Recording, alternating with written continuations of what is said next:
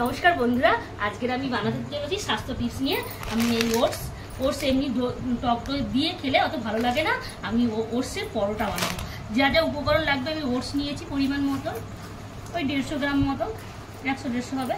দুটো ডিম নিয়েছি, একটা ছোট টমেটো, পেঁয়াজ লাগবে, কাঁচা লঙ্কা কুচি লাগবে, এলাচ লাগবে, আদা লাগবে, আর চিলি পেস্ট, মিট মশলা, একটু হলুদ, জিরা মরিচ লাগবে, একটু গোলমরিচ লাগবে। আমি এইগুলো একত্রিত করে সবগুলো মাখাবো। হ্যাঁ, আর 1 কাপ দুধ লাগবে, আর একটু রিফাইন তেল লাগবে।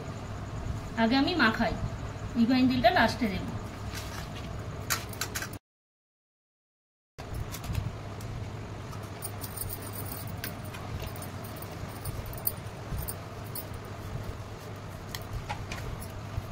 দুধটা দিয়ে দেবো।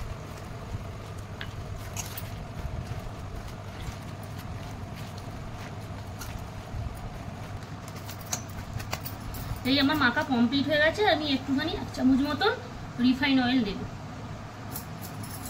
ময়নটা ভালো হবে। যারা ডায়েটিং করছেন এইভাবে পরোটা বানিয়ে খাবেন, নিতে পারেন। এবার এটা 5 মিনিট মতন রেস্টে রাখবো, তারপরে আমি ভাজতে যাব। সে ব্যাটারটা রেডি হয়ে গেছে। আমি তেল দিয়ে দিয়েছি। আমি এবারে ভাজতে শুরু করবো।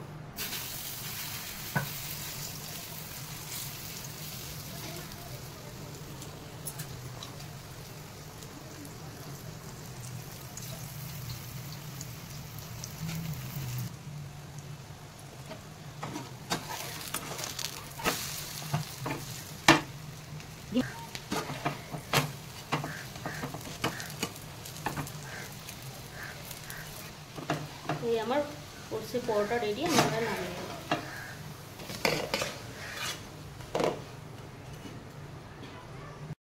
এই বন্ধুরা, আমার ওটসের পরোটা রেডি, মশলা পরোটা। আপনারা এইভাবে ঘরে বানাবেন, হেভি টেস্টি হয়। আমি একটুখানি খাবো,